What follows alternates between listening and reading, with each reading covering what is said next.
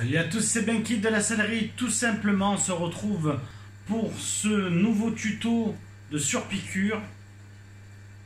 Et c'est une vidéo aussi que je vais mettre sur la 600 XLR pour la selle de moto. Ça sera l'épisode de 5. Donc ça va faire deux choses intéressantes. Donc sur le tuto comme sur cet épisode là, on va apprendre la surpiqûre.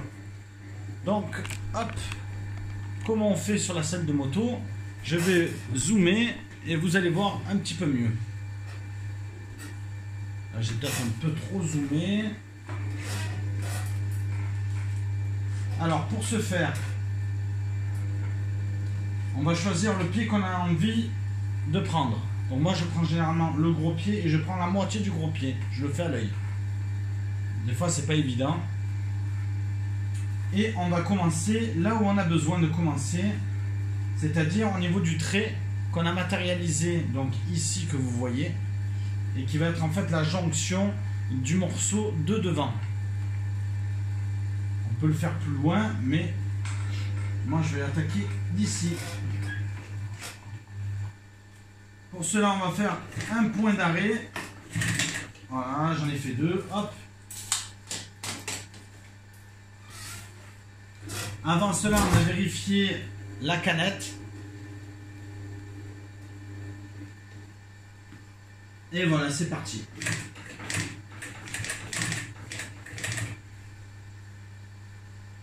Donc, on lisse bien les côtés qu'on a besoin. On regarde bien son talon de couture qui soit bien dessous. Et on avance progressivement pour la surpiqûre. Voilà.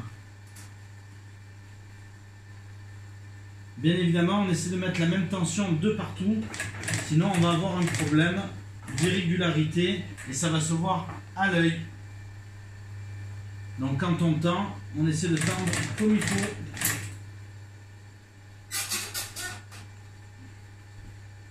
Quand on arrête de coudre pour se reprendre, tout le temps, l'aiguille dans le talon. Parce que là, c'est la catastrophe sinon. Là, souvent, on peut bouger et là, ça va vraiment se voir. Là, tel que vous le voyez, c'est parfait.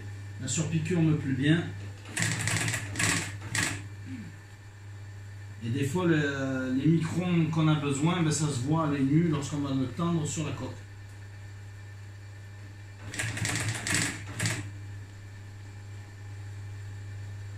Toujours à plat, on lisse bien. Pas mal ce plan, on voit bien, c'est bien grand. Dans les commentaires des gens qui souhaitaient avoir des vues un peu plus grandes, je pense que là vous êtes servis. Voilà. Donc cette vidéo, elle fera le temps nécessaire pour faire la surpiqûre autour de la housse. Je ne vais pas l'arrêter en cours. Et on verra aussi le temps que je mets pour surpiquer.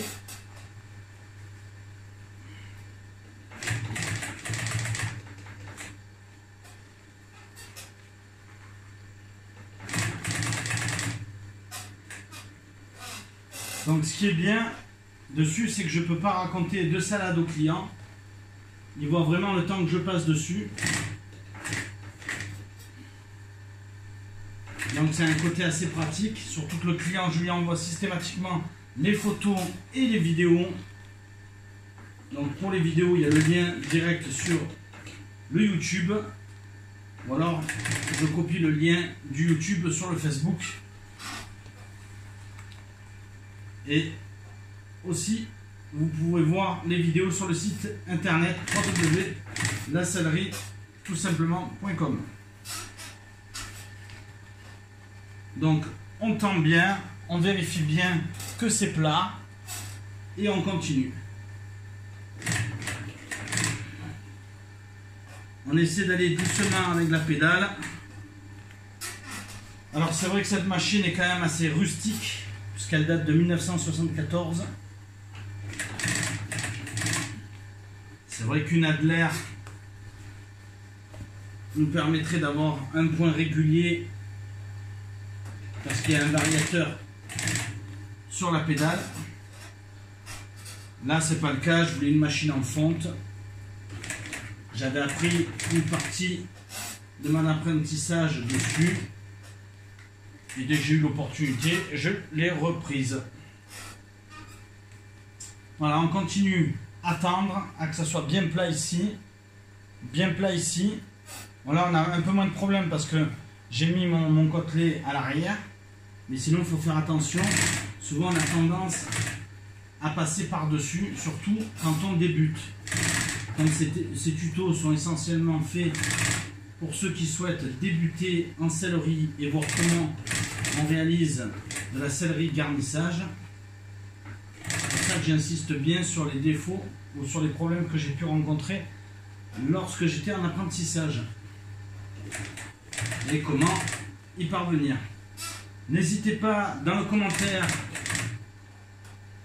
à me dire vos problèmes réguliers pour ceux qui sont en apprentissage ou qui ont la chance d'avoir une machine à portée de main. N'hésitez pas à m'envoyer des photos si vous avez un souci. J'essaierai d'y répondre au travers des vidéos. Donc là, ça y est, on arrive à la fin. Donc j'ai fait tomber mon ciseau que je ramasse maintenant. On coupe et je vous montre ça à l'écran. Voilà ce que ça donne. On va dézoomer. Voilà. Voilà ce que ça donne. Une housse de sel surpiquée sur le côté et côtelée sur le dessus.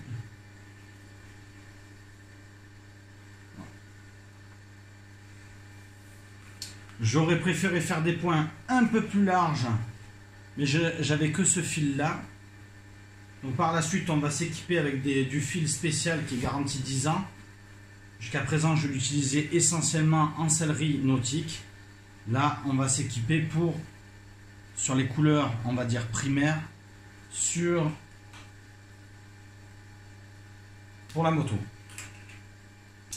Voilà, ce tuto touche à sa fin. Merci de me suivre. Likez, partagez sur Facebook et sur YouTube à la sellerie tout simplement.